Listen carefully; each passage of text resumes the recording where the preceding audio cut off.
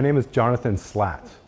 I'm a wildlife conservationist with almost 30 years of experience working in Northeast Asia and the Arctic. Most of that time has been in the temperate forests of southern Russian Far East, where I spent time working on projects with tigers and with bears. But I've also gone to the Russian Arctic and the Alaskan Arctic to work on migratory bird issues, projects that have taken me to China a few times as well. But my favorite topic is this bird here, the Blakiston's fish owl. This is a gorgeous bird, and I've spent nearly 20 years working with Russian colleagues to study this species. In 2005, I started a collaborative conservation project with these birds. But first, what is a Blakiston's fish owl? These are absolutely enormous birds. Females exceed 5 kilograms in size and have wingspans about 2 meters, and they stand about 3/4 of a meter high. That's about the size of an eagle. It's a non-migratory species, which means it lives in the same place year-round, and it's an endangered species, so it's protected by Russian law. The graph here shows where these birds are found. There's about 500 to 850 pairs in the world. There's a small population on the Japanese island of Hokkaido and the southern Russian Kuril Islands, but most of them are found at low densities throughout the Russian Far East. You'll notice a couple black dots in China, down by the Chiangbai Shan and in Inner Mongolia. These are historical records. As far as I know, there hasn't been a fish owl seen in China for 20 years, but my Russian colleagues and I think they're still here. This picture shows fantastic, ideal fish owl habitat. It's these river valleys with two important components. The first is mixed old-growth forest, and the second is open water, unfrozen water in winter. Now, the first of these, the old-growth forest, is important for nesting. Because these birds are so large, they require huge, 200-300-year-old elms or cottonwoods to have a hole big enough for them to nest in. And the other thing they need is access to prey. These are fish owls. They're aquatic prey specialists. And they live in a part of the world where most of the waterways freeze in winter. But conveniently for them, there are natural radon gas hot springs in this area.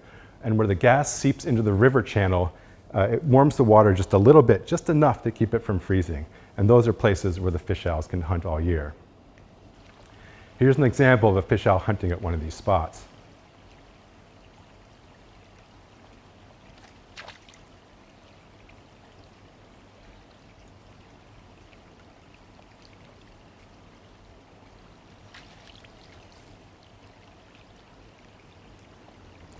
The interesting thing about fish owls is, so these are territorial birds, they're monogamous, they're long-lived, but they duet. Only 4% of birds in the world are thought to duet, and most of those are in the tropics. And here fish owls do. So you see the male here on the left with a big bulge, his air sacs ready, and the female's on the right. And it's a 4-note call, a call and response, male, female, male, female.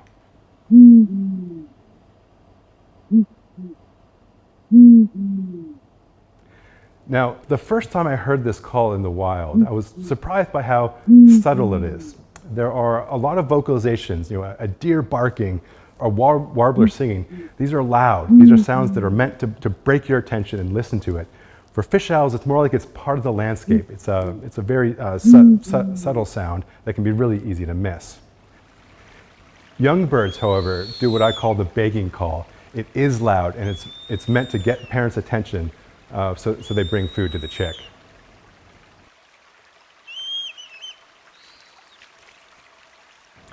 So among birds, I think owls are strange, right? They're adapted to hunt at night or at dawn and dusk. But even among the owls, I think fish owls are particularly bizarre. Usually, when people think of owls, there are two attributes that come to mind. And the first of those is exceptional hearing. If we look at a couple other owl species from around the world, you can see these facial discs, this feather pattern around the face, and the function of this is to channel sound directly to the owl's ear holes. And some species, like the barn owl on the bottom there, can hunt in absolute pitch darkness. Now, if we look at a Blakiston's fish owl, yeah, sure, there's a little bit of a facial disc there, but it's not nearly as defined as these other owl species. Another attribute commonly attributed to owls is silent flight. And if we look at the primary flight feather of a Eurasian eagle owl, if you look at the top edge there, you can see these barbules protruding up along the top. And the function of these protrusions is to catch the air before it hits the wing and dissipate it, push the air away. And that reduces friction and allows the owl to fly through the air silently. If we look at a Blackiston's fish owl flight feather, no barbules. In fact, fish owls can be pretty noisy at night when they fly. This video here will show two things. First of all, this is a female vocalizing, so you'll hear her two notes, the ooh, ooh, because her mate is somewhere off and you can't hear him. And then listen for her wings as she flies off.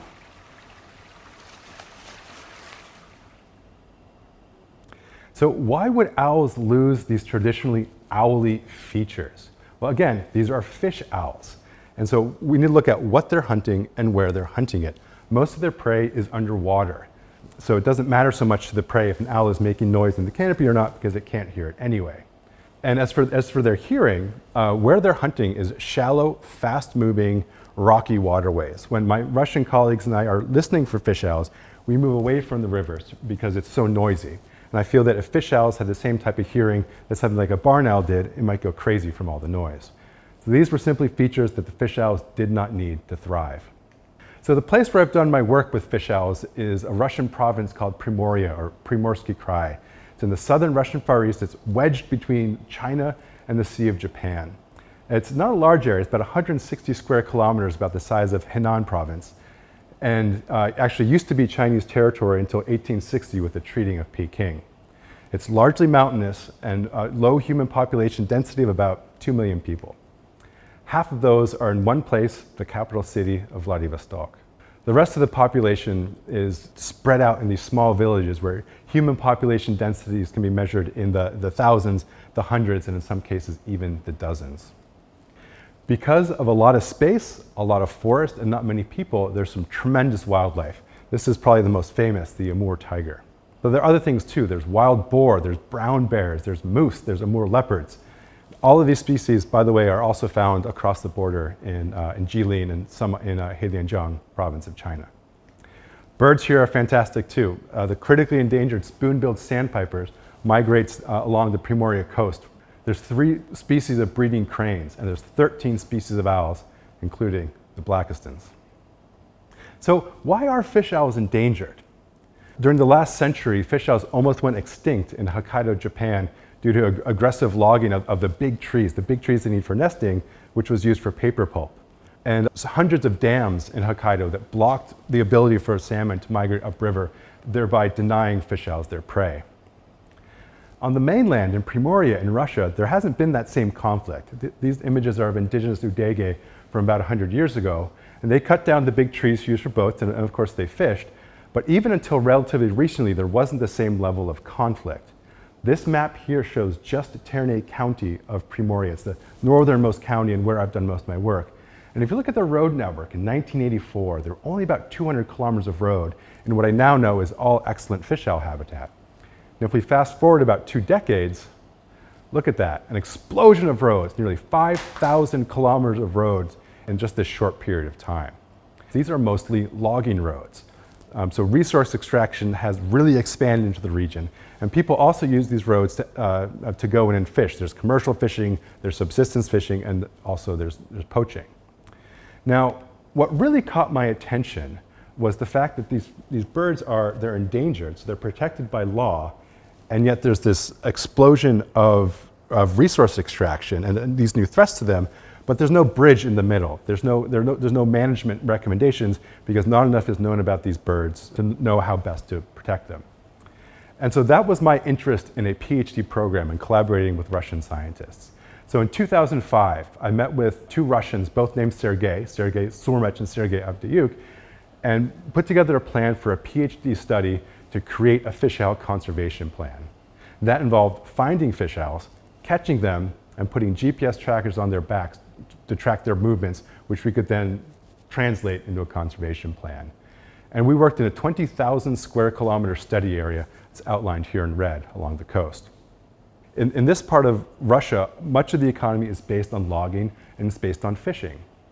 We want to find an answer that works both for the humans that live there and for the fish owls, and science is a way to come up with those answers. So, how do you catch a fish owl? No one had really caught fish owls for science before, so we didn't really know what we were doing, and different types of raptors respond to different traps. Something that works for an eagle might not work for a peregrine falcon, And this is a fish-eating raptor, and so there were different nuances there. In 2007, Sergey and I went out into the woods in winter to try and catch some fish owls. And so this is Sergey Avdyuk. I worked closely with him for 5 years of this project. I still work with him today. He's tall, he's about my height. He has a square jaw, and his upper row is punctuated with gold teeth. He has a terrible smoking habit, but he's in pretty good physical condition. I think it's because of his lifestyle. He grew up in a small village. He was the son of a collective farmer. And when he grew up, he became an engineer at a factory. But when the Soviet Union collapsed, his job disappeared. And he pivoted to the forest and hasn't looked back. Because of experience, he knows where to cross a flooded river in a pickup truck, or when to cross a mountain pass in a blizzard. And also because of his technical skill, his attention to detail, he's also good at fixing the trucks, which constantly seem to be breaking down. And so we ended up spending months in the forest, living in tents at -30 or staying in hunter cabins, trying to figure out how to catch fish owls. And eventually, we did. Just before the 2007 field season ended, we ended up catching 4 birds. So while it started out hard, we were able to devise a system that worked, and that was a system we used to catch owls for the rest of this project. One thing we didn't know when we first caught fish owls and handled them was how they would exactly react once we grabbed them. Some species, like the sea eagles, they really try to go for your neck. Accipiter hawks and falcons, they fuss the whole time. They're always struggling to break free. But fish owls were pretty docile. I think they're large birds. They don't really have natural predators once they're adults. And I think they're unaccustomed to being handled. And they would largely just sit like this, to be honest, stunned almost into inaction. So the red circle there is highlighting one of the GPS data loggers we put on these birds' backs. All of the funds for this project were raised by grants, mostly me writing them as a graduate student. So I'd get $2,000 from one small grant fund or $5,000 from another fund. So it was very difficult each season to put together enough money to fund field assistance and food and all the logistics, and then also these $2,000 GPS transmitters. And so it was a little nerve-wracking to put this kind of technology onto the back of a wild bird and then just let it go into the forest, hoping we'd catch it again. And because these are data loggers, we did have to catch them a second time. They're not transmitters like many GPS transmitters are today. Because these birds are long-lived, because they don't really have natural predators, and because they tend to be in the same places each winter because there are only so many spots of the river that are unfrozen, we thought there was a good chance we'd be able to catch them again, and that was true. So I want to take just a little break or step back just for a moment and talk about one specific bird. This is the Shami female, so the resident female of the Shami territory. So I first saw her in 2006 when Sergey and I were driving around Primoria looking for owls where we could come back the next year and try to catch. And her territory was up this narrow logging road. It was deeply pitted and muddy. Our pickup truck could barely get up there. A smaller car wouldn't be able to. And her nest was just maybe 20, 30 meters off the edge of this road. And there were also some natural hot springs there. And this is about 16 kilometers west of the coast, right near a village called Amgu. There's about 800 people that live here, and this is a logging village. So almost everyone who lives in this village works for the logging company. And then we came back in 2008, and we saw her again. This was the first year that we caught her. Usually the way our traps are set, we keep them right next to the river. And in this case, the Shami female jumped into the water rather than away from the bank, as most of our owls do. And she got soaking wet. And it was so cold that night. It was at least -30. We decided to keep her with us overnight so she could dry off. And then in the morning, put on the data logger, feed her some fish. You can see a fish in her mouth there, and then let her go. And then the next time I saw her was the following year in 2009. She was supposed to be nesting. Went to her nest, she wasn't in there. And this guy here, this fellow with the cigarette, free climbed up the tree and found this huge piece of bark that had fallen into her nest cavity and blocked it. And so that's why she wasn't breeding. And then the photo on the right from 2010, this is the last time that I saw her. I don't know how well you can see the owl here, but that's her. You can see an ear tuft, forehead, and both of her eyes. And when we came back in 2008, the road had been widened, Even smaller cars could get up there now. And the logging company had built little huts around the Radon hot springs. And this was a goodwill measure for the locals who live in Namgu. They had a place to relax. And then the year after this photo, in 2011, they widened the road even further because they were planning to log further up the river valley. And then in 2012, we got word from a friend in Namgu that a dead owl was found next to this road. And she had a leg band, and from that band we could see that it was the Shami female. It's painful to think about what happened with the Shami female. I mean, I think it's already very, very difficult to be a fish owl. These are birds that live, I think, on the edge of what a fish-eating bird should be able to take. They live in a place that gets very, very cold in winter. Most of their prey is hidden from them for months and months out of the year. And then we come along, we catch them, we draw blood, we put GPSs on their backs, and we caught her probably 6 times. Once to put the GPS on, another time to take it off, once again to put it on, once again to take it off. But in the back of my mind, I knew that the work we were doing was to her benefit and to the benefit of her species, because the data that she was providing us, we'd be able to help make conservation recommendations. And so the fact that we failed her, I think, is sad. So what did we learn? Well, over 4 field seasons, we caught 12 owls from 7 different territories, about 40 times total. Again, to put the GPS on, take it off, put it on, take it off. And this map here shows 3 different territories. There's Shami to the west in the orange. We had the male and the female. A little further south, we had a male and a female. And way up north in the blue, if you can see that, there was a male. And so we collected about 2,000 GPS locations total from these birds. And what we found was they almost never left the river valley. Less than 1% of all our GPS points were outside the river valley. And when we looked at the seasonal use of the Shami female, how she used the landscape by season, there were also pretty interesting differences. So this is winter, and you can see the big red spot. So the red is where most of her time was spent. Then yellow, some time, and green here, almost no time. And so that big red spot there, that's where the nest tree is. And you can see there's a few other smaller red spots. Those are the patches of open water. Then in spring, you can see things get a little tighter. Things really contract. And this is when she was breeding. She had a chick here. So she's spending most of her time on the nest with the chick in a much smaller area. And then in summer, look at that. The entire river is now unfrozen, so she can hunt anywhere. It doesn't matter. She's not restricted to the same spots as she was, especially in winter. And then autumn, to me, were the most interesting. Here, she's not at the nest tree site at all. She's in the upper reaches of some of the smaller tributaries of the river. And this really confused me. I showed these to Sergey and asked him for his opinion, and he thought it was obvious. He's like, look, that's where the Dolly Varden trout go to spawn. So what's happening is the fish owls are following the fish. They're going after the prey, going to where the fish are in the shallow water, spawning at their most vulnerable, where they can easily hunt them. And so using that data from the Shami female and from others, we created a predictive model of the best habitat. And so this map here, it's also from Shami. Here you can maybe see the black points, those are the GPS points. Then the green is the highest probability of finding a fish owl. Then yellow is less probable, and red is there's low chance of finding a fish owl, because we're starting to get up the slopes of the valley there. And what we found is because fish owls are so tied to river valleys, and because the whole area is so mountainous, they're only using 1% of the landscape, so a very small area. And then when we compared that to land use, we found that only 19% of the best fish owl habitat in our 20,000 square kilometer study area was protected, mostly by one reserve, the Sikhote-Alin Biosphere Reserve, whereas nearly half of the best habitat was in areas that were leased to logging. And so right there, that told us that if we want to conserve fish owls, we needed to target our management recommendations to loggers. And so our first conservation measure has to do with road planning.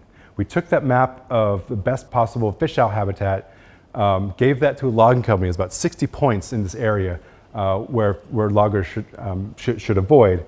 And so anytime they want to put in a new road, they can refer to this map and see that there's a good patch of fish owl habitat on one side of the valley, so they put the road in on the other side of the valley.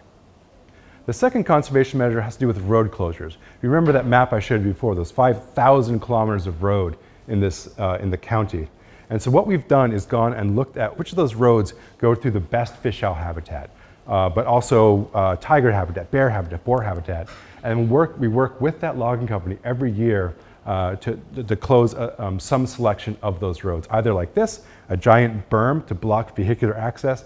In some cases, they knock out a bridge to prevent a car from getting across the river. And then the final conservation measure has to do with supplemental nest sites. It takes 200-300 years for a tree to become big enough to be a fish owl nest site. As it turns out, based on our data, we found that a tree is then only suitable to be a fish owl nest site for maybe 3 to 5 years. And that's because they're big, they're old, they're rotten, they get knocked down in typhoons. The tree that Sergei's up there on the right, the cavity is still there, but it's decayed down so low, this is all almost like a chimney, and it's too deep for the owl to get in and out. And so we visited this one site called Sion. We've been going there for a decade, and we'd watched that one pair move through 4 different nest trees in that time. And in 2015, we went back, we heard the owls, they were vocalizing, but they weren't nesting. And we realized it was because they didn't have any more trees to nest in. So we took a cue from some Japanese colleagues who have been studying fish owls. And in Japan, fish owl populations have nearly tripled since the early 1980s due to very aggressive conservation measures. And one of them is nest boxes like this. So Sergei and I went to a market. We bought a number of these big 200-liter barrels that once had soybean oil in them. We cut a hole in the side of one, we painted it, attached a perch, and we drove up to the Sion territory. It's about an 8-hour drive from where Sergei lives. And we hoisted this barrel up in the tree. And we put a camera up there just to see what happened. Would the owls find it? If they did, what would they do? And it took them about a week and a half to find this barrel. And so since 2015, this pair has bred multiple times. They've fed multiple chicks in this barrel. So what's next?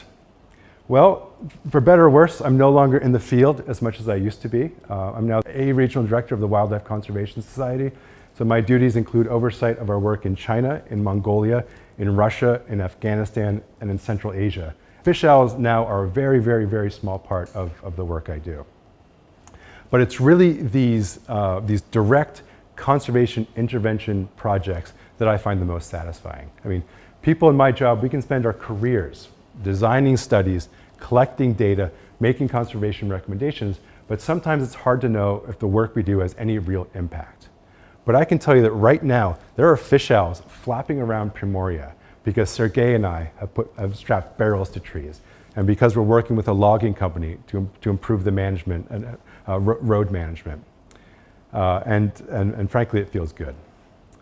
So what we're working on now, we're assessing reintroductions of fish owls to some of the Russian Kuril Islands, places where they become locally extinct. And we're also starting conversations with Chinese colleagues to see if we can start looking for fish owls in Inner Mongolia and see if we find some and try to assess what their conservation needs might be. And I do want to underscore that this has been a collaborative project. I feel lucky to have found someone in Sergei who was just as passionate about sleeping in the cold and getting wet crossing rivers, doing what we needed to do to collect the data to protect fish owls. And I think it's a good example. I'm saying that together as people, I think we can address conservation problems that transcend political borders. Thank you.